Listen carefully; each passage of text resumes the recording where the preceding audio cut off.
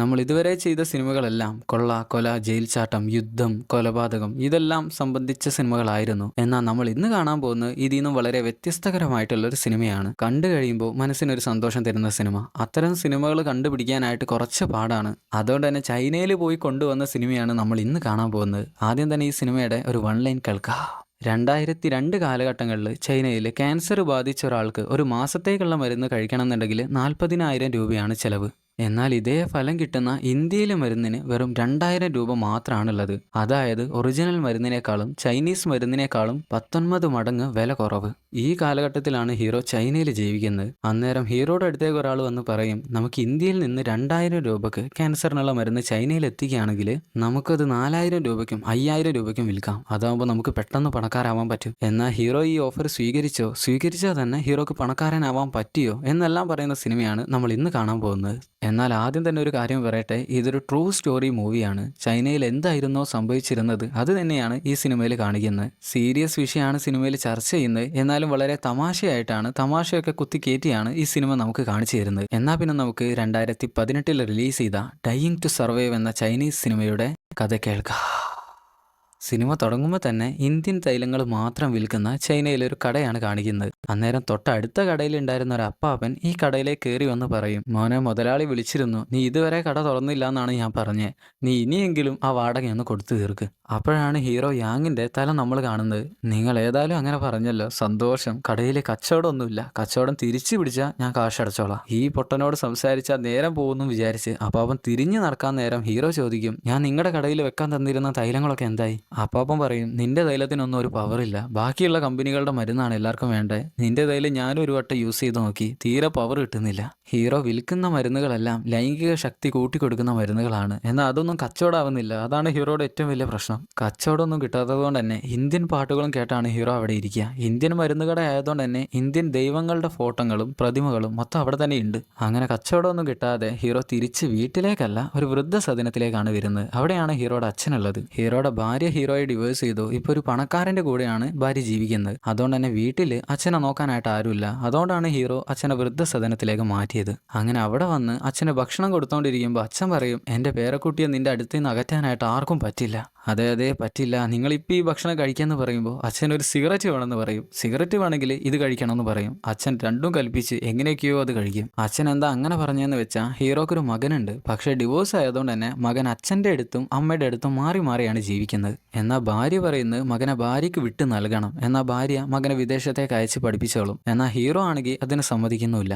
മകൻ്റെ ഇഷ്ടവും ഹീറോയുടെ കൂടെ തന്നെ ജീവിക്കണം എന്നാണ്. വിദേശത്തേക്ക് പോകണ്ട, അമ്മയുടെ അടുത്തേക്ക് പോകണ്ട, അച്ഛൻ്റെ കൂടെ തന്നെ ജീവിക്കണം എന്നാണ് ഇഷ്ടം. അവിടെ നിന്ന് കട്ട് ചെയ്താൽ ഹീറോയും മകനും കൂടെ സ്വിമ്മിംഗ് പൂളിൽ കുളിക്കായിരിക്കും. ഇപ്പൊ ഹീറോയുടെ മകൻ ഹീറോയുടെ കൂടെയാണുള്ളത്.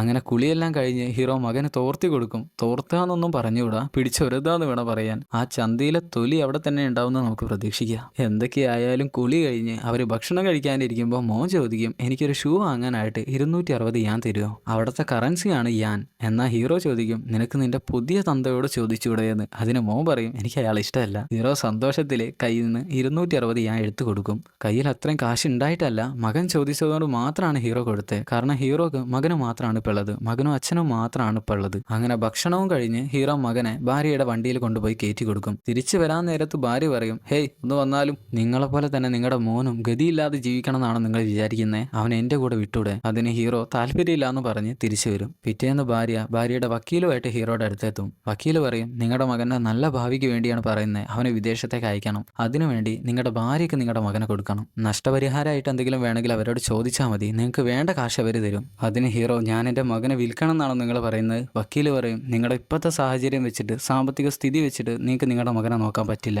ഹീറോ അതിനും സമ്മതിക്കില്ല. അതിന് ഭാര്യ ദേഷ്യം വന്ന് പറയും, നിങ്ങൾക്ക് എന്താ വേണ്ടത്? വലുതായിട്ട് അവനും നിങ്ങളെപ്പോലെ തന്നെ എണ്ണയും തൂക്കിയിട്ട് നടക്കണോ? അതിന് ഹീറോ ദേഷ്യം വന്ന്, എൻ്റെ കയ്യിൽ നിന്ന് നീ ഒന്ന് വാങ്ങുമെന്ന് പറയും. നിങ്ങൾക്ക് അതല്ലാതെ വേറെ എന്താ അറിയുക? നിങ്ങളിപ്പോൾ ഒരു ആണായിട്ട് പോലും ഞാൻ കാണുന്നില്ല. അതിന് ഹീറോക്ക് ദേഷ്യം വന്ന് അവൾ അടിക്കാൻ പോകുമ്പോൾ ഇടയിൽ വക്കീല് കയറും. അവർ തമ്മിൽ അടിയാകുമ്പോൾ അതിൻ്റെ ഇടയിലേക്ക് കയറി വരുന്ന ഭാര്യയെ ഹീറോ ഒരു തട്ടുമ്പോൾ അവൾ താഴെ വീണിട്ട് അവളുടെ ഊരക്ക് കാര്യമായിട്ട് എന്തോ പറ്റും. നല്ലപോലെ ഇളിച്ച് കാണിക്കുന്നുണ്ട്. കാര്യമായിട്ട് ഊരക്ക് എന്തോ ഒന്ന് പറ്റിയിട്ടുണ്ട്. അവിടുന്ന് കട്ട് ചെയ്ത ഹീറോ പോലീസ് സ്റ്റേഷനിലായിരിക്കും ഉണ്ടാവുക. കാര്യം എന്താന്ന് വെച്ചാൽ ഹീറോയുടെ ഭാര്യയുടെ ആങ്ങള വലിയൊരു പോലീസുകാരനാണ്, അതായത് ഹീറോയുടെ അളിയൻ. ഇതെല്ലാം അറിഞ്ഞിട്ടുമാണ് ഇമാതിരി ഓരോ പരിപാടികൾ ചെയ്തു വെച്ചിരിക്കുന്നത്. അളിയൻ ദേഷ്യത്തിൽ സ്റ്റേഷനിലേക്ക് കയറി വന്ന് എൻ്റെ പെങ്ങളെ മേലെ തൊടുന്നോടാന്ന് ചോദിച്ച് അടിക്കാൻ വരുമ്പോൾ അവിടെയുള്ള പോലീസുകാരെല്ലാവരും അവനെ പിടിച്ചു വെക്കും. എന്നാലും കൈ കെട്ടിയ സാധനങ്ങളെല്ലാം അവൻ എടുത്ത് ഹീറോയുടെ മേലെ കയറിയും. അതെല്ലാം ഹീറോക്ക് കൊണ്ട് കഴിയുമ്പോഴാണ് അളിയനും സമാധാനമാവുക. അങ്ങനെ അവൻ അവിടെ നിന്ന് ഇറങ്ങിപ്പോവും. പിറ്റേന്ന് ഹീറോ കടയിൽ നിൽക്കുമ്പോൾ തൊട്ടടുത്ത കടയിലെ അപ്പാപ്പൻ ഹീറോയുടെ അടുത്തേക്ക് ഒരാളെയായിട്ട് വരും. എൻ്റെ അയൽവാസിയാണ്, ഇവന് കുറച്ച് സാധനങ്ങൾ ഇന്ത്യയിൽ നിന്ന് ചൈനയിലേക്ക് കടത്തണം, നീ ഒന്ന് സഹായിച്ചാൽ മതി എന്ന് പറയും. അതിന് ഹീറോ ഈ കള്ളക്കടത്തെന്നൊക്കെ പറഞ്ഞ് എന്നെ കൊണ്ട് നടക്കാത്ത പരിപാടിയാണ്. അതിന് അപ്പാപ്പ ചോദിക്കും, ഈ കടയിൽ കാണുന്ന സാധനങ്ങളെല്ലാം നീ കടത്തി കൊണ്ടുവച്ചാ പിന്നെ എന്താ പ്രശ്നം? ഹീറോ അപ്പാപ്പനെ കടയുടെ പുറത്തേക്ക് കൊണ്ടുവന്ന് എന്നെ കൊണ്ട് ഇക്കാര്യം പറ്റൂല എന്ന് പറയുമ്പോൾ അപ്പാപ്പൻ പറയും, നിന്റെ കയ്യിൽ 5 പൈസയില്ല, കച്ചവടവും ഇല്ല, അത് കണ്ട് ഞാൻ കൊണ്ടുവന്നതാണ്, നിനക്ക് വേണമെങ്കിൽ ഡീലാക്കിക്കോ. ഹീറോ അകത്തേക്ക് നോക്കുമ്പോൾ മാസ്ക് ഇട്ട് വന്നവൻ 3 മാസ്കും താത്തിയിട്ട് ഹീറോ കിളിച്ച് കാണിക്കും. അവൻ സംസാരിക്കാൻ തുടങ്ങും, എൻ്റെ പേര് ഐവി, ചൈനയിൽ ഈ എന്നെ പോലെ ക്യാൻസർ ബാധിച്ച ആളുകൾക്ക് 40,000 രൂപയാണ് ഒരു മാസത്തേക്ക് മരുന്ന് വാങ്ങാനായിട്ട്. ഞാൻ ഇപ്പോൾ തന്നെ എൻ്റെ വീട് വിറ്റു. ഞങ്ങൾ സാധാരണക്കാർക്ക് ആ മരുന്ന് വാങ്ങാനായിട്ട് വളരെ ബുദ്ധിമുട്ടാണ്. പക്ഷേ ഇന്ത്യയിൽ ഇതേ മരുന്നിന്, ഇതേ ഫലം കിട്ടുന്ന മരുന്നിന് 2,000 രൂപ മാത്രമാണ്. ഹീറോ പറയും, എന്നാൽ പിന്നെ നിനക്ക് അത് പോയി വാങ്ങിച്ചാൽ പോരായിരുന്നോ, എന്തിനാ വെറുതെ വീട് വിറ്റ് വാടക വീട്ടിലേക്ക് മാറിയത്? അതിനവൻ പറയും, ആ മരുന്നാണെങ്കിൽ ചൈനയിൽ നിരോധിച്ചു. സംഭവം എന്താന്ന് വെച്ചാൽ ചൈനയിലെ മരുന്നിന് 40,000 രൂപ ആയതുകൊണ്ട് തന്നെ ആളുകൾ ഇന്ത്യയിൽ നിന്നും 2,000 രൂപയുടെ മരുന്നുകൾ ചൈനയിലേക്ക് കടത്താൻ തുടങ്ങി. വലിയ വലിയ മരുന്ന് കമ്പനികൾ അതെല്ലാം കണ്ടുപിടിച്ച് പോലീസുകാർക്ക് കേസ് കൊടുത്തപ്പോൾ ഇന്ത്യൻ മരുന്നിനെ ചൈനയിൽ നിന്ന് ബാൻ ചെയ്തു. ഇനി ആരെങ്കിലും ഇന്ത്യൻ മരുന്ന് ചൈനയിലേക്ക് കൊണ്ടുവന്നയാൾക്ക് 20 വർഷം വരെ ജയിൽ ശിക്ഷ കിട്ടും. ഐവി ഇതെല്ലാം പറഞ്ഞു കഴിയുമ്പോൾ ഹീറോ പറയും, ഇതെന്ത് ഒറിജിനൽ മരുന്നിനേക്കാളും 19 മടങ്ങ് വില കുറവോ? ഇനി ഇതെങ്ങാ ഞാൻ കടത്തിക്കൊണ്ടുവന്ന് എന്നെ പോലീസ് പിടിച്ചാൽ എന്നെ കൊണ്ട് പറ്റൂല, എനിക്ക് മോനും അച്ഛനും ഒക്കെ ഉള്ളതാണ്. നിനക്ക് വേണമെന്നുണ്ടെങ്കിൽ നീയോ നിന്റെ കുടുംബക്കാരോ ഇന്ത്യയിലേക്ക് പോയിട്ട് സാധനം കൊണ്ടുവന്നോ. എങ്ങനെ ഉണ്ടാവാനാ, എല്ലാവർക്കും പേടിയല്ലേ, പിടിച്ചാൽ പോലീസിലാവും. ഐവി വീണ്ടും പറയും, നമ്മൾ ആ മരുന്ന് 2,000 രൂപയ്ക്ക് ചൈനയിൽ കൊണ്ടുവന്നാൽ നമുക്ക് 4,000-നും 5,000-നും അത് കച്ചവടം ചെയ്യാം, നമുക്ക് പെട്ടെന്ന് തന്നെ പണക്കാരാവാൻ പറ്റും. എന്നാൽ ഹീറോ അതിനും സമ്മതിക്കുന്നില്ല.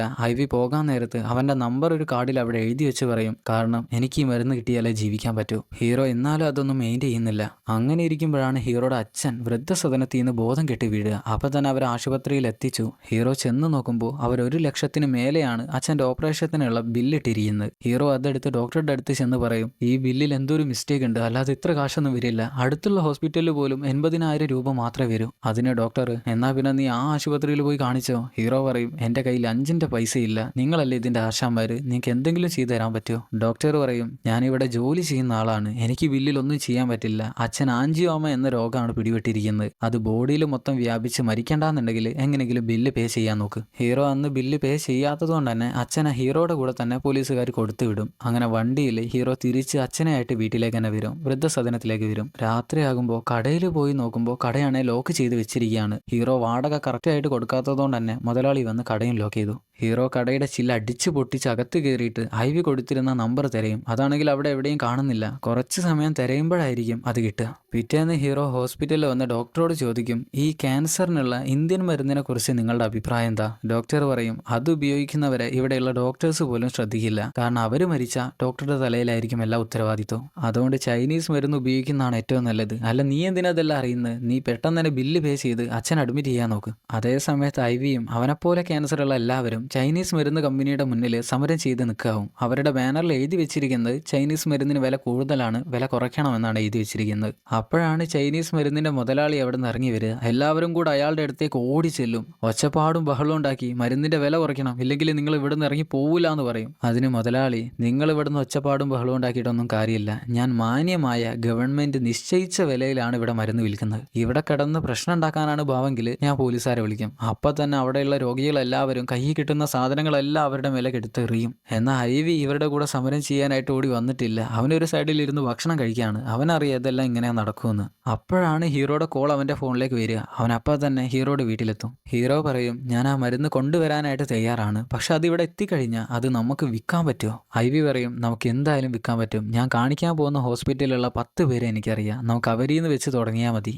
അങ്ങനെ ഹീറോ ഫ്ലൈറ്റ് പിടിച്ച് ഇന്ത്യയിലെത്തി. അവിടെ ഹീറോയെ കൊണ്ടുപോകാനായിട്ട് ഒരു സിക്കുകാരനാണ്, ഒരു മഞ്ഞ തലപ്പാവ് കെട്ടിയ സിക്കുകാരനാണ് കാത്തിരിക്കുന്നത്. അയാൾക്ക് ചൈനീസും അറിയാം, ഇംഗ്ലീഷും അറിയാം. ഹീറോയെ ആയിട്ട് വണ്ടിയിൽ അയാൾ ഇന്ത്യൻ മരുന്ന് ഏജൻസിയിലേക്ക് ഹീറോയെ കൊണ്ടെത്തിക്കും. അങ്ങനെ കട മുതലാളിയോട് സംസാരിക്കുമ്പോഴാണ് ഹീറോക്ക് മനസ്സിലാവുക ഇന്ത്യൻ മരുന്ന് ഏജൻസിയിൽ 500 രൂപ മാത്രമാണ് വില. അവരത് ഇന്ത്യൻ ഫാർമസികളിൽ വിൽക്കുമ്പോഴാണ് 2000 രൂപയിലേക്ക് മാറുന്നത്. ശരിക്കും ഈ മരുന്നിന് 500 രൂപ മാത്രമാണ് ഉള്ളത്. എന്നാൽ ഹീറോ ചൈനയിലേക്ക് മരുന്ന് വേണമെന്ന് പറയുമ്പോൾ മുതലാളി സമ്മതിക്കില്ല. കാരണം അത് ചൈനയിൽ ബാൻ ചെയ്തതാണെന്ന് മുതലാളിക്കും അറിയാം. അതും പോരാത്തതിന് ഈ മരുന്നുകൾ ഞങ്ങളുടെ ഏജന്റുമാർക്ക് മാത്രമേ കൊടുക്കൂ എന്ന് പറയും. അതിന് ഹീറോ നിങ്ങൾക്ക് ചൈനീസ് ഏജന്റ് ഉണ്ടോ എന്ന് ചോദിക്കും. ഇതെല്ലാം ട്രാൻസ്ലേറ്റ് ചെയ്ത് കൊടുക്കുന്നത് ആ സിക്കുകാരനാണ്. മുതലാളി പറയും ഞങ്ങൾക്കൊരു ചൈനീസ് ഏജന്റ് ഇല്ല. എന്നാൽ പിന്നെ അത് ഞാനായിക്കോളാന്ന് ഹീറോയും പറയും. മുതലാളി പറയും നിങ്ങൾക്കത് ചൈനയിൽ വിൽക്കാൻ പറ്റില്ല. അതിന് ഹീറോ എനിക്കത് വിൽക്കാൻ പറ്റും, കാരണം ചൈനയിൽ 40,000 രൂപയാണ് ഒറിജിനൽ മരുന്നിന്. എന്താ നീ അവിടെ ഹീറോ കളിക്കാൻ പോവുകയാണോ എന്ന് മുതലാളി ചോദിക്കുമ്പോൾ ഹീറോ പറയും അതൊന്നുമല്ല, എനിക്ക് കുറച്ച് കാശുണ്ടാക്കണം, ജീവൻ വിറ്റ് കാശുണ്ടാക്കണം. അങ്ങനെ ഹീറോ 100 ബോട്ടിൽസുമായിട്ടാണ് അവിടെ നിന്ന് ഇറങ്ങുക. ഇനി അത് ചൈനയിൽ എത്തിക്കണം എന്നുണ്ടെങ്കിൽ ഷിപ്പ് യാർഡിൽ നിന്ന് അത് ഏതെങ്കിലും ഒരു ഷിപ്പിൽ കടത്തണം. അങ്ങനെ ഒരു ഷിപ്പിലെ കിച്ചൺ ഷെഫിന്റെ അടുത്ത് വന്ന് കാര്യം പറയും. അയാൾക്കാണെങ്കിൽ ചൈനീസ് മനസ്സിലാവുന്നുമില്ല. ഹീറോ കഴിയുന്ന ഇംഗ്ലീഷിലൊക്കെ പറഞ്ഞ് എങ്ങനെയൊക്കെയോ മനസ്സിലാക്കും. കുറച്ച് കാശും കൂടെ കയ്യിൽ വെച്ച് കൊടുക്കുമ്പോൾ അയാൾ പറയും റിസ്ക് മണി മോർ മണി. അതിന് ഹീറോ കുറച്ചുകൂടെ കാശ് കയ്യിൽ വെച്ച് കൊടുക്കും. എന്നാലും അയാൾക്കത് പറ്റില്ല. കൂടുതൽ വേണമെന്ന് പറഞ്ഞുകൊണ്ടേ നിൽക്കും. അവസാനം ഹീറോ കയ്യിലെ മുഴുവൻ പൈസയും അയാളുടെ കയ്യിൽ വെച്ച് കൊടുത്ത് ഷൈക്കേന് കൊടുത്ത് ചിരിച്ചോട് പറയും എടാ കള്ളക്കുരുപ്പേ, നിനക്ക് കുറുക്കന്റെ ബുദ്ധിയാത്. ഷെഫ് അതും കേട്ട് എന്തോ നല്ലത് പറഞ്ഞാന്ന് വിചാരിച്ച് ചിരിച്ച് പെട്ടിയും വാങ്ങിയിട്ട് നേരെ കിച്ചണിൽ വന്ന് അത് ഒളിപ്പിച്ച് വെക്കും. ഇനി ആ ബോട്ടല്ല ആ ഷിപ്പ് ചൈനയിലേക്കാണ് പോകുന്നത്. ഹീറോ കപ്പൽ പോകുന്നത് നോക്കി നിൽക്കും. ഇപ്പം മരുന്ന് കമ്പനിയിൽ നിന്ന് 100 ബോട്ടിൽസ് മാത്രമാണ് ഹീറോക്ക് കൊടുത്തു വിട്ടേ. ആ 100 ബോട്ടിൽസും ഒരു മാസം കൊണ്ട് കച്ചവടം ചെയ്യുകയാണെങ്കിൽ വിറ്റഴിക്കുകയാണെങ്കിൽ മാത്രമാണ് അവർ ഹീറോയെ മരുന്ന് കമ്പനിയുടെ ചൈനീസ് ഏജന്റാക്കി മാറ്റുക. പിറ്റേന്ന് IV ഹോസ്പിറ്റലിൽ നട്ടലിന് സൂചി വെച്ച് എഴുന്നേൽക്കുമ്പോഴാണ് ഹീറോ കോൾ ചെയ്യുക. ഹീറോയുടെ അടുത്തേക്ക് അവൻ അപ്പം തന്നെ ചെല്ലും. മരുന്ന് ബോട്ടിൽസ് കാണുമ്പോൾ അവന് സന്തോഷമാവും. അവൻ അതെല്ലാം കയ്യിലെടുത്ത് സന്തോഷത്തിൽ നോക്കി നിൽക്കുമ്പോൾ ഹീറോ ചോദിക്കും നമുക്കിതെല്ലാം കച്ചവടം ചെയ്യണ്ടേ?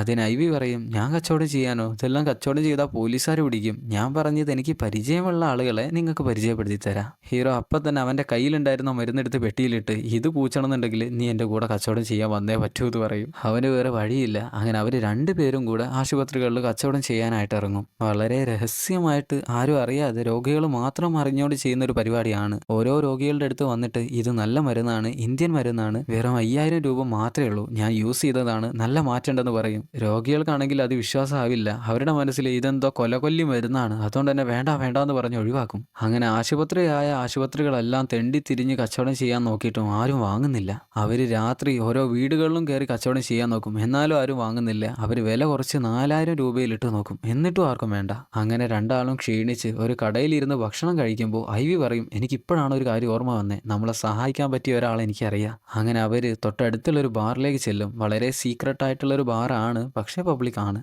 അവരകത്ത് കയറുമ്പോൾ വലിയൊരു ബാറ്. അവിടെ കൊലപാതകം ഒഴികെ ബാക്കി എന്ത് വേണമെങ്കിലും ചെയ്യാം. ആരും ചോദിക്കാനോ പറയാനോ വരില്ല.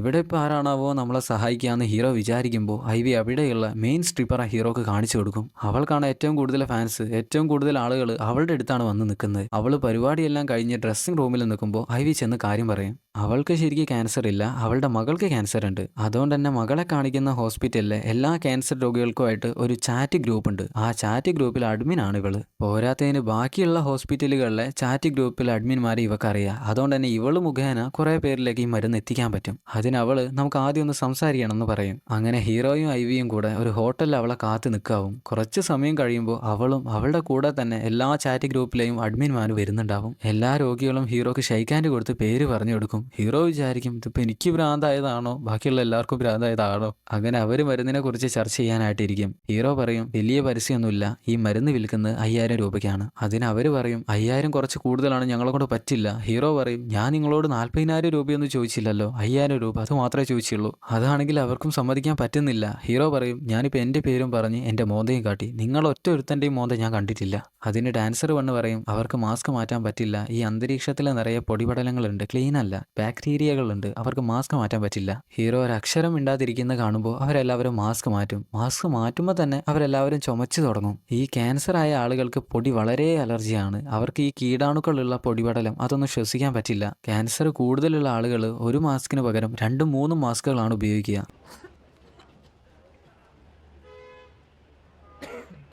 ഹീറോ ക്യാൻസർ രോഗികളുടെ ഈ ഒരു അവസ്ഥ കാണുമ്പോൾ മരുന്നിന് 20% അവർക്ക് മാത്രം കുറച്ച് കൊടുക്കാമെന്ന് പറയും. അങ്ങനെ മരുന്നിന്റെ കച്ചവടം കൂടുതൽ വരാൻ തുടങ്ങി. അതുകൊണ്ട് തന്നെ ഇന്ത്യൻ ഏജൻസിയുമായിട്ട് സംസാരിക്കണമെങ്കിൽ അവർക്ക് ഇംഗ്ലീഷ് അറിയുന്ന ഒരാളെ കിട്ടണം. അതുകൊണ്ട് തന്നെ അവർ തൊട്ടടുത്തുള്ള ചർച്ചിലേക്ക് വരും. അവിടെയുള്ള പള്ളിയിൽ അച്ഛൻ ഇംഗ്ലീഷ് ബൈബിളെല്ലാം വായിക്കുന്ന ആളാണ്. പോരാത്തതിന് അങ്ങേർക്ക് ക്യാൻസർ ഉണ്ട്. ആ പള്ളിയിൽ വരുന്ന ആളുകളും ക്യാൻസർ ബാധിച്ച ആളുകൾ തന്നെയാണ്. പ്രാർത്ഥന കഴിഞ്ഞ് പള്ളിയിലച്ഛനോട് ഹീറോ കാര്യം പറയുമ്പോൾ പള്ളിയിലച്ഛൻ പറയും, എനിക്ക് ഇതിനൊന്നും കൂട്ടു നിൽക്കാൻ പറ്റില്ല, ഇതൊന്നും ദൈവത്തിന് നിരക്കാത്ത കാര്യങ്ങളാണ്. ഹീറോ പറയും, ദൈവം പറഞ്ഞിട്ടില്ലേ 7 നിലകളുള്ള ക്ഷേത്രം പണിയുന്നതിനേക്കാളും പുണ്യാണ് ഒരൊറ്റ ജീവൻ രക്ഷിക്കുന്നത്. അതിന് ഐവി പറയും, അത് ബുദ്ധൻ പറഞ്ഞല്ലേ. അതിന് ഹീറോ, രണ്ടായാലും ഒന്ന് തന്നെ. പള്ളിയിലച്ചോയ്, നിങ്ങളൊരു രോഗിയല്ലേ, പ്രാർത്ഥിച്ചാൽ മരുന്ന് കിട്ടില്ല.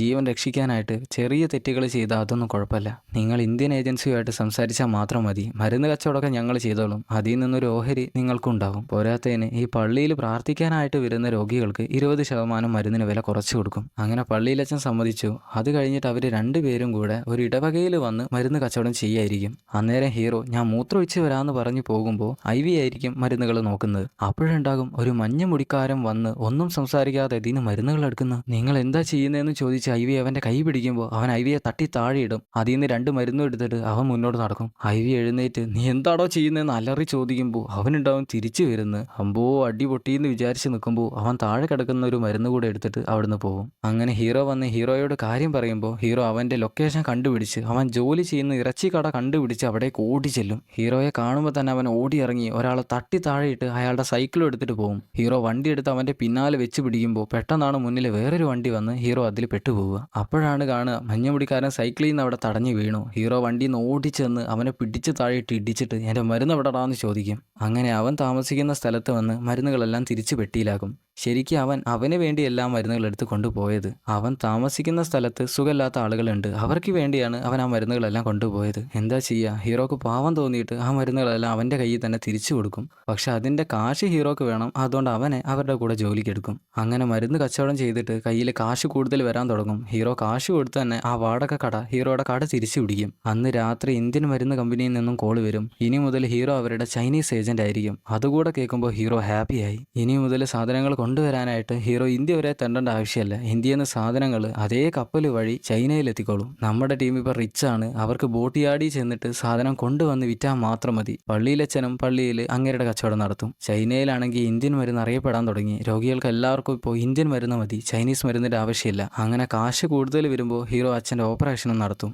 എന്നാൽ ചൈനീസ് മരുന്നിൻ്റെ മുതലാളി ഇന്ത്യൻ മരുന്ന് ചൈനയിൽ ഇറങ്ങിയത് മനസ്സിലാക്കി. കാരണം അങ്ങേരുടെ മരുന്ന് കച്ചവടം ആവുന്നില്ല. അങ്ങേര് പോലീസിൽ കേസ് കൊടുക്കും. ഇന്ത്യൻ മരുന്നുകളെല്ലാം വീണ്ടും വിപണിയിൽ ഇറങ്ങാനായിട്ട് തുടങ്ങിയിട്ടുണ്ട്, നിങ്ങൾ അതിനെതിരെ എന്തെങ്കിലും ഒരു നടപടി എടുക്കണം. എന്നാൽ ആ കേസ് ഏറ്റെടുക്കുന്നത് ഹീറോയുടെ അളിയനായിരിക്കും. അങ്ങനെ ഒരു മാസം കഴിഞ്ഞു. ഇനി അവർക്ക് സാലറി കൊടുക്കാനുള്ള സമയമായി. ഹീറോ എല്ലാവർക്കും കാശ് കൊടുത്തിട്ട് മഞ്ഞ മുടിയനെയും വിളിച്ച് അവൻ്റെ സാലറി കൊടുക്കുമ്പോൾ അവൻ വാങ്ങാൻ കൂട്ടാക്കില്ല. ഡാൻസർ പെണ്ണ് അത് വാങ്ങിയിട്ട് അവൻ്റെ കയ്യിൽ വെച്ച് കൊടുക്കും. ഇനി മുതൽ അവനും ഇവരുടെ ടീമിൽ ഒരു അംഗമാണ്. എല്ലാവരും സാലറി കിട്ടിയ സന്തോഷത്തിൽ ഡാൻസർ പെണ്ണ് ജോലി ചെയ്യുന്ന ബാറിൽ വന്ന് വെള്ളം അടിച്ചുകൊണ്ടിരിക്കുകയാവും. അന്നേരം അവളുടെ ഏജന്റ് വന്ന് പറയും, നീ ഇപ്പോൾ ഡാൻസ് ചെയ്യാനായിട്ട് വരണം. അതിന് ഹീറോ സമ്മതിക്കില്ല. അവൾ ഞങ്ങളുടെ കൂടെ വന്നവളാണ്, അവൾ വരില്ല എന്ന് പറയും. ഏജന്റ് പറയും, അവൾ ഡാൻസ് ചെയ്തില്ലെങ്കിൽ ഞങ്ങൾക്ക് ഇഷ്ടം പോലെ നഷ്ടം ഉണ്ടാവും. അതിന് ഹീറോ പറയും, ആ കാശ് ഞാൻ തന്നാ നീ ഡാൻസ് ചെയ്യോ. അവന്റെ മുന്നിലേക്ക് ഇഷ്ടം പോലെ കാശ് വെതറി വെച്ച് കൊടുക്കുമ്പോൾ പിന്നെ അവനായിരിക്കും ആ ബാറിലെ മെയിൻ ഡാൻസർ പെണ്ണ് അവന്റെ ചുറ്റും നിന്ന് കൂക്ക് വിളിക്കും. സാധാരണ അവൾ ഡാൻസ് ചെയ്യുമ്പോഴാണ് ആളുകളെല്ലാം കൂക്ക് വിളിക്കുന്നത്. അവളുടെ മുഖം കണ്ടാൽ മനസ്സിലാവും അവളിപ്പോൾ എത്രയോ ഹാപ്പിയാണ്. പിറ്റേന്ന് ഇന്ത്യൻ മരുന്നിന്റെ ഒരു ബോട്ടിലുമായിട്ട് അളിയൻ പോലീസ് ചീഫിനടുത്ത് വന്ന് പറയും, ഇത് ശരിക്കും വ്യാജനല്ല,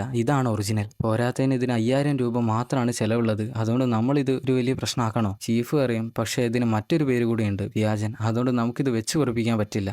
അതേസമയത്ത് നമ്മുടെ ടീമിൻ്റെ അടുത്ത് ഒരു ഭാര്യയും ഭർത്താവും വന്ന് പ്രശ്നം ഉണ്ടാക്കും. അവരുടെ അമ്മ ഈ മരുന്ന് കഴിച്ചിട്ട് അസുഖബാധിതയായി കിടക്കുകയാണ് പോലും. ഡാൻസർ പെണ്ണ് ചോദിക്കും, നിങ്ങളുടെ അമ്മ വേറെ എന്തെങ്കിലും മരുന്ന് കഴിച്ചിരുന്നോ? അത് കേൾക്കുമ്പോൾ അവർ മിണ്ടാതെ നിൽക്കും. എന്തോ മരുന്ന് കഴിച്ചിട്ടുണ്ടെന്നാണ് തോന്നുന്നത്. അതെന്താന്ന് അവർ പറഞ്ഞു കൊടുക്കുകയും ചെയ്യും. ഇന്ത്യൻ മരുന്നിനെ പോലെ തന്നെ ഒരു ജർമ്മൻ മരുന്നും ഇപ്പോൾ ഇറങ്ങിയിട്ടുണ്ട്. അത് എവിടെ നിന്നാണ് കിട്ടുക, പോരാ തന്നെ അതിൻ്റെ ഒരു മീറ്റിംഗ് ഉണ്ട്, അതെവിടെ നിന്നാണെന്നും അവർ പറഞ്ഞു കൊടുക്കും. അങ്ങനെ നമ്മുടെ ടീം ജർമ്മൻ മരുന്നിൻ്റെ രഹസ്യ മീറ്റിങ്ങിലെത്തും. അവിടെ ഒരു ഡോക്ടർ ജർമ്മൻ മരുന്നിനെ പറ്റി സ്റ്റേജിൽ നിന്ന് തള്ളിക്കൊണ്ട് നിൽക്കുകയാണ്. ശരിക്കും ഗുണനിലവാരം ഇല്ലാത്ത എന്തോ ഒരു മരുന്നാണ്. പക്ഷെ അയാൾ അത് വിൽക്കുന്നത് 3000 രൂപയ്ക്കാണ്. ഇന്ത്യൻ മരുന്നിനേക്കാളും 2000 രൂപ കുറവാണ്. നമ്മുടെ ടീമിനൊന്നും ചെയ്യാനില്ല. അതും കണ്ടുകൊണ്ട് തിരിച്ച് വണ്ടിയിൽ വന്ന് കയറിയിരിക്കുമ്പോൾ പള്ളിയിലച്ഛനെ കാണുന്നില്ല. അന്നേരം പള്ളിയിലച്ഛൻ അവിടെയുള്ള സ്റ്റേജിൽ കയറി നിന്ന് മൈക്കിൽ സംസാരിക്കുകയായിരിക്കും. ഈ മരുന്ന് വിൽക്കുന്ന ഡോക്ടർ വളരെ മാന്യനാണ്. അത് കേൾക്കുന്ന ഡോക്ടറും ഹാപ്പിയാകും. ഇയാൾ കൊടുത്ത മരുന്ന് കഴിച്ചിട്ട് ഇപ്പോൾ ഒരാൾ എഴുന്നേൽക്കുന്ന പോലുമില്ല. അത്രയും മെനക്കെട്ട മരുന്നാണ് ഇയാൾ വിൽക്കുന്നത്. ഒരാൾ പോലും ഇത് വാങ്ങിപ്പോകരുത്. എന്നാൽ അവിടെയുള്ള സെക്യൂരിറ്റി പള്ളിയിലച്ഛനെ പിടിച്ച് താഴെ ഇറക്കി മോന്തക്കിട്ടൊന്ന് കൊടുക്കും. അത് കണ്ടുവരുന്ന മഞ്ഞമുടിയൻ ചാടി ഡോക്ടറുടെ തലക്കൊരു ചവിട്ട് കൊടുക്കും. പിന്നാലെ വരുന്ന ഡാൻസർ പെണ്ണ് അവിടെ നിന്നൊരു കസേര എടുത്ത് അടിക്കാൻ തുടങ്ങും. പിന്നെ അവിടെ നമ്മുടെ ടീമിന്റെ ഒരു പൊരിഞ്ഞ അടിയായിരിക്കും. അങ്ങനെ ആരോ വിളിച്ചു പറഞ്ഞു, പോലീസ് വന്നു. ഇപ്പം നമ്മുടെ ടീം പോലീസ് സ്റ്റേഷനിലായിരിക്കും ഉണ്ടാവുക.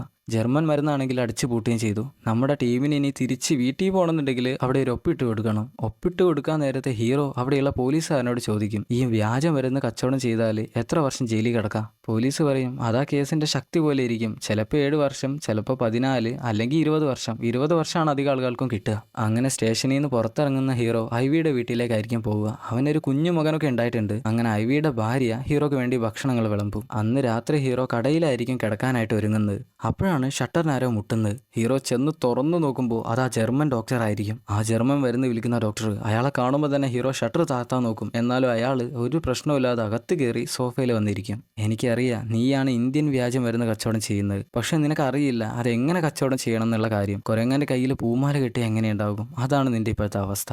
ഈ ഒരു അവസ്ഥയിൽ നീ പോയ 6 മാസം അതിനുള്ളിൽ നിന്നെ പോലീസ് പിടിക്കും. നീ ഇപ്പം മാസത്തിൽ 10 ലക്ഷത്തോളം രൂപ ഉണ്ടാക്കുന്നുണ്ട്. പക്ഷേ പോലീസ് പിടിച്ചാൽ ഇതെല്ലാം വെച്ച് നീ എന്ത് ചെയ്യും? അതുകൊണ്ട് നീ ഇന്ത്യൻ മരുന്നിന്റെ ചൈനീസ് ഏജന്റ് എന്നെയാക്ക്. വെറുതെ വേണ്ട, ഞാൻ നിനക്ക് 20 ലക്ഷം രൂപ തരാം. ഇതെല്ലാം കേട്ട് ഹീറോക്ക് പേടിയാവുന്നുണ്ട്. എന്നാലും പേടിയില്ലാത്ത പോലെ അയാളെ പിടിച്ചു പുറത്താക്കും. പിറ്റേന്ന് രാവിലെ ഇന്ത്യൻ മരുന്നിന്റെ പെട്ടികളെല്ലാം വണ്ടിയിൽ കയറ്റുമ്പോഴാണ് ജർമ്മൻ ഡോക്ടർ വിളിച്ചു പറയാ, പോലീസ് അങ്ങോട്ട് വരുന്നുണ്ട്. നിനക്ക് വേണമെങ്കിൽ ഈ സാധനങ്ങളെല്ലാം ഒളിപ്പിച്ച് വെച്ചോ. പെട്ടെന്നായിരിക്കും പോലീസുകാർ അങ്ങോട്ട് വരുന്നത്. എന്നാൽ ഹീറോ അതിന് മുന്നേ സാധനങ്ങളെല്ലാം ഒളിപ്പിച്ച് വെച്ചു. അതുകൊണ്ട് രക്ഷപ്പെട്ടു. അവര് പോയി കഴിയുമ്പോൾ വീണ്ടും ഡോക്ടർ കോൾ ചെയ്യും. ഹീറോ ചോദിക്കും, നിനക്ക് എന്താ വേണ്ടേ?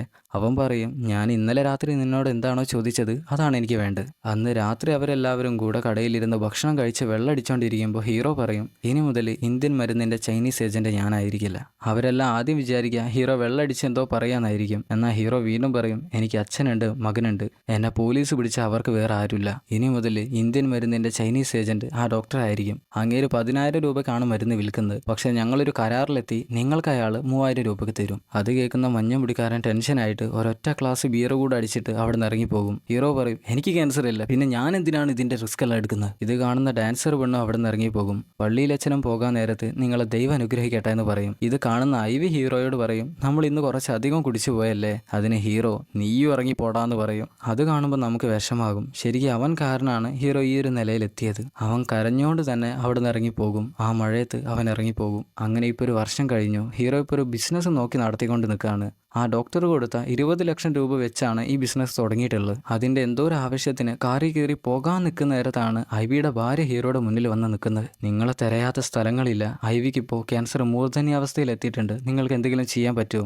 അതിന് ഹീറോ ചോദിക്കും, ഡോക്ടർ ഇപ്പോഴും മരുന്ന് വിൽക്കുന്നില്ലേ? അവള് പറയും, മരുന്നിന് 10,000 രൂപയിൽ നിന്ന് ഒറ്റയടിക്ക് 20,000 രൂപയിലേക്ക് മാറി. അതുകൊണ്ട് മരുന്ന് കുടിക്കുന്ന ഒരാൾ തന്നെ ഡോക്ടർ ഒറ്റ കൊടുത്തു. അങ്ങനെ ഗവൺമെന്റ് മരുന്നുകളെല്ലാം കണ്ടുകെട്ടി. ഡോക്ടർ ഇപ്പോൾ ഒളിവിലാണ്. എവിടാന്ന് പോലും ആർക്കും അറിയില്ല. നിങ്ങൾക്ക് എന്തെങ്കിലും ചെയ്യാൻ പറ്റുമോ? അതിന് ഹീറോ, എനിക്കിപ്പോൾ സമയമല്ല, നിന്റെ നമ്പർ ഇവിടെ കൊടുത്ത് പൊക്കോന്ന് പറഞ്ഞ് വണ്ടിയിൽ കയറി പോകും. അന്നേരം ഐവിയുടെ ഭാര്യ അവിടെ തറയിൽ കിടന്ന് കരയുന്നുണ്ടാവും. എന്നാൽ ഇപ്പോൾ ഹീറോക്ക് അത് നോക്കി നിൽക്കാനേ പറ്റൂ.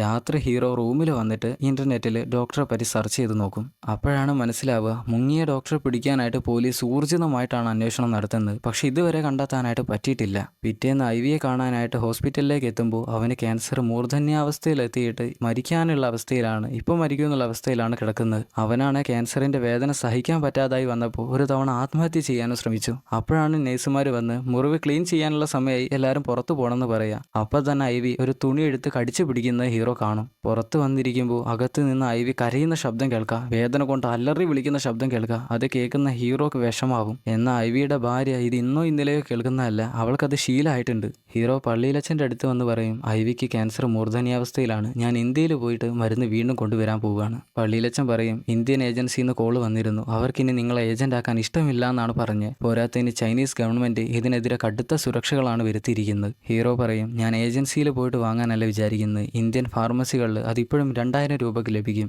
ഞാൻ അവിടെ നിന്നാണ് വാങ്ങുന്നത്. അതേ സമയത്ത് ഐവിയുടെ ഭാര്യയുടെ അടുത്ത് ഐവിയുടെ ഡോക്ടർ പറയും, അവൻ ഇനി എന്തായാലും മരിക്കാനാണ് പോകുന്നത്. ജീവിച്ചിരിക്കാനായിട്ടുള്ള സാധ്യത വളരെ കുറവാണ്. ഇനി ഒരു മരുന്നിനും അവനെ രക്ഷിക്കാൻ പറ്റില്ല. ഇനി അവസാനമായിട്ട് ചെയ്യാൻ പറ്റിയത് മജ്ജ മാറ്റി വെക്കുന്നതാണ്. അതിന് കുറച്ച് ചിലവാകും. ചെയ്യാനായിട്ട് നിങ്ങൾക്ക് സമ്മതമാണോ? ഐവിയുടെ ഭാര്യ സമ്മതമാണെന്ന് പറയും. അതേ സമയത്താണ് ഹീറോ ഇന്ത്യയിലേക്ക് പറക്കുന്നത്. ഇന്ത്യയിലെത്തി ഇവിടുന്ന് ഫാർമസികളിൽ നിന്ന് കിട്ടിയ മരുന്നുകളെല്ലാം ആയിട്ട് ഹീറോ തിരിച്ച് ചൈനയിൽ തന്നെ എത്തും. അങ്ങനെ ഐവിയുടെ വീട്ടിലെത്തുമ്പോൾ അവിടെ ആളുകളെല്ലാം കൂടിയിട്ടുണ്ട്. അകത്തേക്ക് കയറുമ്പോഴാണ് മനസ്സിലാവുക ഐവി മരിച്ചു. ഹീറോ അവൻ്റെ ഭാര്യയുടെ അടുത്ത് വന്ന് സമാധാനിപ്പിക്കാൻ നോക്കെങ്കിലും അവൾ അതിന് സമ്മതിക്കില്ല. ഹീറോ തിരിച്ചിറങ്ങാൻ നേരത്ത് അവിടെ ഐവിയെപ്പോലെ മാസ്ക് ഇട്ടവർ മാത്രമാണുള്ളത്. അവരുടെ ഇടയിൽ മഞ്ഞ മുടിക്കാരനും ഉണ്ടാകും. അവനാണെങ്കിൽ ഹീറോയെ മൈൻഡ് പോലും ചെയ്യുന്നില്ല. ഹീറോ വിഷമത്തിൽ തിരിച്ചിറങ്ങി വരും. അങ്ങനെ ഹീറോ ഇന്ത്യയിലേക്ക് തന്നെ തിരിച്ചു പറക്കും. ഇന്ത്യൻ മരുന്ന് കമ്പനിയിൽ വന്ന് ഒന്നുകൂടെ സംസാരിക്കും. അവിടെയുള്ള മുതലാളിയോട് ഒന്നുകൂടെ സംസാരിക്കും. മുതലാളി പറയും, മരുന്നിനി ചൈനയിലേക്ക് കടത്താൻ പറ്റില്ല. ചൈനീസ് മരുന്ന് കമ്പനി ഇന്ത്യൻ മരുന്ന് കമ്പനിക്കെതിരെ ഇന്ത്യൻ ഗവൺമെന്റിനെതിരെ കേസ് കൊടുത്തു. ഇന്ത്യയിൽ നിന്നും ചെറിയ വിലക്ക് ക്യാൻസർ മരുന്നുകൾ ചൈനയിലേക്ക് കടത്തപ്പെടുന്നുണ്ടെന്നും പറഞ്ഞ്. ഹീറോ ചോദിക്കും, ഈ കേസിൽ ചൈനീസ് മരുന്ന് കമ്പനി വിജയിച്ചാൽ എന്താ ചെയ്യുക? പിന്നെ ഇന്ത്യൻ കമ്പനി അടച്ചുപൂട്ടും. അതുമുതൽ ഏതൊരു രാജ്യവും ഇന്ത്യയുടെ അടുത്ത് നിന്നും മരുന്ന് വാങ്ങാനായിട്ട് ഭയക്കും. കാരണം ചൈനീസ് മരുന്ന് കമ്പനിയുടെ പിന്നിൽ വലിയ വലിയ ശക്തികളാണുള്ളത്. നമുക്കൊന്നും ചെയ്യാൻ പറ്റില്ല. ഹീറോ ചൈനയിൽ തിരിച്ചെത്തിയിട്ട് ആ പഴയ ടീമിനെ തിരിച്ചു വിളിക്കും. അതിൽ ഐവിയും ഉണ്ടാവില്ല, ആ മഞ്ഞമുടിക്കാരനും ഉണ്ടാവില്ല. മഞ്ഞമുടിക്കാരനെ ഹീറോയെ ഇഷ്ടമല്ല. ഹീറോയുടെ ഇപ്പം എന്തോ ഒരു വെറുപ്പാണ്. ഹീറോ അന്ന് മരുന്ന് കച്ചവടം ചെയ്തിരുന്ന ആ ചാറ്റ് ഗ്രൂപ്പിലുള്ള ആളുകളെയും തിരിച്ചു വിളിക്കും. അവരോട് പറയും, നമ്മൾ ഒരാഴ്ച കഴിഞ്ഞാൽ മരുന്ന് വീണ്ടും കച്ചവടം ചെയ്യാനായിട്ട് പോവുകയാണ്. നമ്മൾ ആർക്കൊക്കെ ആയിരുന്നു ആദ്യം കച്ചവടം ചെയ്തിരുന്നത് അവർക്ക് തന്നെ ആയിരിക്കും വീണ്ടും കൊടുക്കാൻ പോകുന്നത്. വലിയ പരസ്യമൊന്നും വേണ്ട. നിങ്ങൾ ആരും എന്നെ ജയിലിൽ കയറ്റരുത് പ്ലീസ്. അന്നേരം കൂട്ടത്തിലുള്ള ഒരാൾ ചോദിക്കും, മരുന്നിൻ്റെ വില എത്രയാ? ഹീറോ പറയും 500. ഹീറോ ഇപ്പോൾ ലാഭം നോക്കാതെയാണ് ആ മരുന്നുകൾ വിൽക്കുന്നത്. അങ്ങനെ ഇന്ത്യയിൽ നിന്ന് ഷിപ്പ് യാർഡിലെത്തിയ മരുന്ന് ഹീറോ വണ്ടിയിലേക്ക് കയറ്റാൻ നേരത്ത് അവിടെ മഞ്ഞ മുടിയനെ എത്തിയിട്ടുണ്ടാകും. അവനും ഇപ്പോൾ ടീമിൽ തിരിച്ച് ചേർന്നിട്ടുണ്ട്. അതേസമയത്ത് ഒളിവിലായ ഡോക്ടറെ പിടിക്കാനായിട്ട് അളിയൻ അന്വേഷണം ഒന്നുകൂടെ ഊർജിതമാക്കി. അവർ അതിനുള്ള പ്ലാനുകളെല്ലാം ചെയ്തുകൊണ്ടിരിക്കുമ്പോൾ ചൈനീസ് മരുന്ന് കമ്പനിയുടെ മുതലാളി വന്ന് പറയും, നിങ്ങൾ ആ ഡോക്ടറെ പിടിക്കുന്നതിലും ഭേദം ഇനി ആ മരുന്നിൻ്റെ ഉറവിടം കണ്ടുപിടിക്കുന്നതാണ്. അയാൾ ഇപ്പോഴും ഒളിവിലാണെങ്കിലും ഇന്ത്യൻ മരുന്ന് വീണ്ടും വിപണിയിൽ ഇറങ്ങിയിട്ടുണ്ട്. അതുകൊണ്ട് ഉറവിടം പിടിക്കുന്നതാവും നല്ലത്. അതിന് ചീഫ് പറയും, അത് ഞങ്ങളുടെ ജോലിയാണ്, അത് ഞങ്ങൾ ചെയ്തോളാം. എന്നിട്ട് അളിയനോട് പറയും, ആ മരുന്ന് വിൽക്കുന്ന ഏതവനാണെന്ന് എനിക്കറിയേണ്ട. വെറും 15 ദിവസം അതിനുള്ളിൽ അവനെ എനിക്ക് കിട്ടണം. അങ്ങനെ അളിയൻ ഇന്ത്യൻ മരുന്നിൻ്റെ ഉറവിടം കിട്ടാനായിട്ട് അന്വേഷണം കുറച്ചുകൂടി ഊർജിതമാക്കും. അരിച്ചു പെറുക്കി ഇന്ത്യൻ മരുന്ന് കൈവശം വെച്ചവരെയും ഇന്ത്യൻ മരുന്നുകളും എല്ലാം അവർ പിടിക്കും. അവരെ എല്ലാവരെയും ഒരു റൂമിൽ കയറ്റിയിരുത്തി പറയും, നിങ്ങൾക്ക് ഈ മരുന്ന് വിൽക്കുന്നവൻ ആരാണ്? അവൻ്റെ പേര് മാത്രം ഞങ്ങൾക്ക് കിട്ടിയാൽ മതി, വേറെ ഒന്നും വേണ്ട. അന്നേരം ഒരു അമ്മച്ചി എഴുന്നേറ്റ് എന്ന് പറയും, ഈ മരുന്ന് വിൽക്കുന്ന ആരായാലും നിങ്ങൾ അവനെ പിടിക്കാൻ പാടില്ല. എനിക്ക് 3 വർഷമായി ക്യാൻസർ ബാധിച്ചിട്ട് ഞാൻ ഇതുവരെ 40,000 രൂപയുടെ ആ മരുന്നായിരുന്നു കഴിച്ചുകൊണ്ടിരുന്നത്. അതുകൊണ്ട് തന്നെ എൻ്റെ വീട് നഷ്ടമായി, സ്ഥലം നഷ്ടമായി, കുടുംബം നശിച്ചു തുടങ്ങി. ഞങ്ങൾ കഴിക്കുന്ന ആ മരുന്നില്ലേ, അത് വ്യാജനാണോ അല്ലേന്ന് ഞങ്ങൾക്ക് മാത്രമാണ് അറിയാം. മോനെ, നിങ്ങളും മനുഷ്യരല്ലേ. നിങ്ങൾക്ക് ഇതുപോലൊരു രോഗം വന്നാലേ അതിൻ്റെ പ്രശ്നം മനസ്സിലാകൂ. നിങ്ങൾ ഒരിക്കലും ആ മരുന്നിൻ്റെ ഉടമയെ പിടിക്കാൻ പാടില്ല. അയാളിപ്പോൾ ലാഭമില്ലാതെയാണ് ഞങ്ങൾക്ക് വിറ്റുകൊണ്ടിരിക്കുന്നത്. ഇതെല്ലാം കേൾക്കുമ്പോൾ അവനും വിഷമാകും, ടെൻഷനാകും. അവൻ ചീഫിൻ്റെ അടുത്ത് വന്ന് പറയും, നമ്മൾ ഈ മരുന്ന് ഇല്ലാതാക്കുകയാണെങ്കിൽ കുറേ പേരെ കൊല്ലുന്നതിന് സമമായിരിക്കും. ചീഫ് പറയും, പക്ഷേ നിയമങ്ങൾ നമ്മൾ അനുസരിച്ചേ പറ്റൂ. അതെന്തായാലും നമ്മൾ അനുസരിക്കുക തന്നെ ചെയ്യും. അന്ന് രാത്രി ഹീറോ ജോലിയെല്ലാം കഴിഞ്ഞ് കടയിലേക്ക് തിരിച്ചു വരുമ്പോൾ അവിടെ ഡോക്ടർ ഉണ്ടാകും. ജർമ്മൻ ഡോക്ടർ ഉണ്ടാകും കാത്തു നിൽക്കുന്ന. അയാൾ ഹീറോയോട്, നീ ഇപ്പോഴും മരുന്ന് വിൽക്കുന്നുണ്ടെന്ന് എനിക്കറിയാം, പക്ഷെ നീ എനിക്കിപ്പോൾ 2 ലക്ഷം രൂപ തരികയാണെങ്കിൽ ഞാൻ ഇവിടുന്ന് പോയി തരാം. ഹീറോ അവന് 3 ലക്ഷം രൂപ കൊടുത്ത് ഇനി ഇങ്ങോട്ട് വന്നു പോരുതെന്ന് പറയുമ്പോൾ ഡോക്ടർ പറയും, നീ എന്താ രക്ഷകം കളിക്കാൻ നോക്കുകയാണോ? ലാഭമില്ലാതെയാണ് മരുന്ന് വിൽക്കുന്നതെന്നെല്ലാം കേട്ടു. ഹീറോ അതൊന്നും മെയിൻറ്റെയിൻ ചെയ്യില്ല. അയാളെ പിടിച്ച് പുറത്താക്കും. എന്നാൽ ഡോക്ടർ തൊട്ടടുത്തുണ്ടായിരുന്ന ഒരു ലോഡ്ജിൽ വന്ന് മുറിയെടുത്ത് അവിടുന്ന് ഭക്ഷണം കഴിച്ചിരിക്കാവും. അന്നേരം അവിടേക്ക് സർവൻ്റ് എത്തിയിട്ട്, സാർ നിങ്ങൾ പറഞ്ഞ ഭക്ഷണം എത്തിയെന്ന് പറയും. എന്നാൽ ആ സർവൻറ്റിൻ്റെ കൂടെ തന്നെ പോലീസുകാരും ഉണ്ട്. എന്നാൽ ഇത് മനസ്സിലാക്കുന്ന ഡോക്ടർ റൂമിൽ എന്തോ ഒരു പണി ഒപ്പിച്ച് വെക്കും. പോലീസുകാർ ഡോറ് തുറന്ന് അകത്തേക്ക് കയറുമ്പോൾ ഡോക്ടർ അവിടെ നിന്ന് ജനൽ വഴി താഴേക്ക് ചാടി വേച്ച് എങ്ങോട്ടോ ഓടുന്നുണ്ട്. എന്നാൽ ഓടി അവസാനം എത്തിപ്പെടുന്നത് അളിയൻ്റെ വണ്ടിയുടെ മുന്നിലായിരിക്കും. അങ്ങനെ പോലീസ് പിടിച്ച് അവനെ ഒരു റൂമിലിട്ട് ചോദ്യം ചെയ്യും. ഈ മരുന്നുകൾ ആരാണ് വിൽക്കുന്നതെന്ന് ചോദിക്കുമ്പോൾ ഡോക്ടർ പറയും, അത് ഞാനാണ് വിൽക്കുന്നത്. നിങ്ങൾ നുണ പറയുകയാണെന്ന് ഏത് പൊട്ടനും മനസ്സിലാകുമെന്ന് ആ പോലീസുകാരൻ പറയും. അതിന് ഡോക്ടർ, നിനക്ക് മനസ്സിലായെന്ന് എനിക്കറിയാം, അതുകൊണ്ടാണ് പറയുന്നത് ഈ മരുന്ന് ഞാനല്ല വിൽക്കുന്നത്. ഞാൻ വിചാരിച്ച അയാൾ ഹീറോയെ ഒറ്റ കൊടുക്കുമെന്നായിരുന്നു. എന്നാൽ അവസാനം വരെ ആരാ കച്ചവടം ചെയ്യുന്നതെന്ന് എനിക്കറിയില്ല എന്ന് അയാൾ പറഞ്ഞ് ചിരിച്ചുകൊണ്ടിരിക്കും. അങ്ങനെ അളിയൻ പോലീസ് അന്ന് ഡോക്ടറുമായിട്ട് ആരൊക്കെയാണ് അടിയുണ്ടാക്കിയതെന്നുള്ള ലിസ്റ്റ് എടുത്തു നോക്കുമ്പോൾ അതിൽ ഹീറോയുടെ പേരും ഉണ്ടാകും. ഹീറോയെ ഒരു സംശയം തോന്നിയിട്ട് ഹീറോയുടെ കമ്പനിയിലേക്ക് അവൻ വരും. അവിടെ തന്നെ മഞ്ഞമുടിക്കാരനെ ജോലി ചെയ്യുന്നുണ്ട്. അളിയൻ ചോദിക്കും, നിങ്ങൾ എന്തിനായിരുന്നു അന്ന് ആ ഡോക്ടറുമായിട്ട് അടിയുണ്ടാക്കിയിരുന്നത്? അതിന് ഹീറോ പറയും, ആ മഞ്ഞമുടിക്കാരനില്ലേ, അവൻ അവൻ്റെ കയ്യിൽ നിന്ന് മരുന്ന് വാങ്ങാറുണ്ടായിരുന്നു. ഒരിക്കൽ അവൻ മരുന്ന് വാങ്ങി കാശ് കൊടുത്തപ്പോൾ അതിൻ്റെ ബാക്കി കാശ് തിരിച്ചു കൊടുത്തില്ല. അതെന്താണെന്നറിയാനായിട്ട് ഞാൻ ചെന്നതായിരുന്നു. പിന്നെ അതൊരു അടിയിലാണ് കലാശിച്ചത്. അളിയൻ ചോദിക്കും, നിങ്ങൾ ആദ്യം ഇന്ത്യയിൽ നിന്നും മരുന്നുകൾ ഇങ്ങോട്ട് കടത്താറില്ലായിരുന്നോ? ഹീറോ പറയും, ഓ എന്നെ സംശയം, ഞാനിപ്പോൾ ഇവിടെ ഒരു ബിസിനസ് ചെയ്യാണ്. മാസത്തിൽ എനിക്ക് 1,00,000-ലേറെ സമ്പാദിക്കാൻ പറ്റുന്നുണ്ട്. ഞാൻ എന്തിനാണ് ഇന്ത്യയിൽ നിന്ന് ഇങ്ങോട്ട് മരുന്ന് കടത്തുന്നത്? അതും ശരിയാണെന്ന് പറഞ്ഞ് അളിയൻ അവിടെ നിന്ന് ഇറങ്ങിപ്പോകും. അന്ന് രാത്രി ഹീറോ ഷിപ്പ് യാർഡിൽ നിന്ന് മരുന്ന് എടുക്കാനായിട്ട് മഞ്ഞമുടിയനെ കാത്തു നിൽക്കാവും. എന്നാൽ അവൻ ഇപ്പോൾ വരുന്നത് മൊട്ടയായിട്ടായിരിക്കും. ഹീറോയാണ് അവനോട് പറഞ്ഞത് മുടി വെട്ടി വൃത്തിയായിട്ട് വരണമെന്ന്. എന്നാൽ അവൻ്റെ ഈ തല കാണുമ്പോൾ പറയും, ഇതിലും ഭേദം മഞ്ഞമുടി ആയിരുന്നു.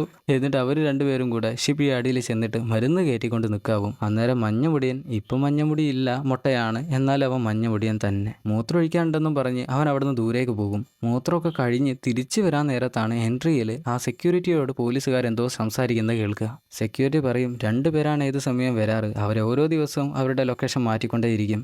എന്നാൽ ആദ്യം ഇത് വ്യാജം വരുന്നതാണെന്ന് എനിക്കറിയില്ലായിരുന്നു. പിന്നെയാണ് പത്രത്തിലും ടി വിയിലൊക്കെ കാണുന്നത്. നിങ്ങളിപ്പോൾ പോയാൽ നേരെ അവിടെ പോയിട്ട് റൈറ്റ് എടുത്താൽ അവർ പിടിക്കുക. ഇത് കേൾക്കുന്ന മഞ്ഞമുടി ഓടി ഹീറോയുടെ അടുത്തെത്തും. വിയർത്ത് നിൽക്കുന്ന അവനോട് ഹീറോ എന്താ പ്രശ്നമെന്ന് ചോദിക്കുമ്പോൾ അവൻ ഒന്നുമില്ലാന്ന് പറഞ്ഞ് ഇളിച്ചു കാട്ടും. എന്നാൽ ഹീറോ അടുത്ത പെട്ടിയെടുത്ത് വണ്ടിയിലേക്ക് വെക്കാൻ നേരത്ത് അവൻ വണ്ടിയെടുത്ത് അവിടുന്ന് ഓടിക്കും. ഹീറോ പിന്നാലെ വന്ന് നിർത്താൻ പറയുന്നുണ്ട്, എന്നാൽ നിർത്തുന്നില്ല. അവൻ വളഞ്ഞു പൊളഞ്ഞാണ് പോകുന്നത്. അവൻ നേരെ ചെന്ന് വിടുന്നത് പോലീസുകാരുടെ മുന്നിലായിരിക്കും. ഒരു വെറൈറ്റി കൊഞ്ഞനവും കുത്തിയിട്ട് അവൻ വണ്ടിയെടുത്ത് പുറത്തേക്ക് ഓടിക്കും. അവൻ്റെ പിന്നാലെ തന്നെ പോലീസുകാർ പോകുന്നത് കാണുമ്പോഴാണ് ഹീറോക്ക് മനസ്സിലാവുക അവൻ ശരിക്കും ഹീറോയെ രക്ഷപ്പെടുത്താനായിട്ടാണ് ശ്രമിച്ചത്. പോലീസുകാർ മഞ്ഞമുടിയൻ്റെ തൊട്ടടുത്ത് വന്ന് വണ്ടി നിർത്തിയില്ലെങ്കിൽ ഞങ്ങൾക്ക് ഷൂട്ട് ചെയ്യേണ്ടി വരുമെന്ന് പറയുമെങ്കിലും അവൻ ഗിയർ ചേഞ്ച് ചെയ്ത് സ്പീഡിൽ ഓടിക്കും. എന്നാൽ മുന്നിൽ പോലീസുകാർ ഗണ്ണും എടുത്ത് ഷൂട്ട് ചെയ്യാനായിട്ട് ആംഗ്യം കാണിക്കും. എന്നാൽ അവൻ ആ ഗേറ്റും തകർത്ത് പുറത്തേക്ക് ഓടിക്കും. തിരിഞ്ഞ് ഒരു ജോൺസിനെ ചിരിവിട്ട് പോകുന്ന നേരത്തായിരിക്കും ഒരു വലിയ ടിപ്പർ വന്ന് അവനെ ഇടിക്കുക. അവൻ എന്ത് സംഭവിച്ചെന്നറിയില്ല. പക്ഷേ ഇന്ത്യൻ മരുന്നുകളെല്ലാം അവിടെ തറയിൽ വീണാണ് കിടക്കുന്നത്. അളിയൻ പോലീസ് പെട്ടെന്ന് തന്നെ മഞ്ഞമുടിയനായിട്ട് ഹോസ്പിറ്റലിലെത്തും. എന്നാൽ കുറച്ച് കഴിഞ്ഞായിരിക്കും അങ്ങോട്ട് ഹീറോ എത്തുന്നത്. ഹീറോ ഓടി വന്ന് അവൻ എന്ത് പറ്റിയെന്ന് ചോദിക്കും. അവൻ മരിച്ചു പോയെന്ന് പറയുമ്പോൾ ഹീറോ ദേഷ്യത്തിൽ അവൻ്റെ കോളർ പിടിച്ച്, അവൻ 24 വയസ്സായിട്ടുള്ളൂ, അവന് ജീവിക്കണമായിരുന്നു, അതാണ് അവൻ ചെയ്ത തെറ്റ്.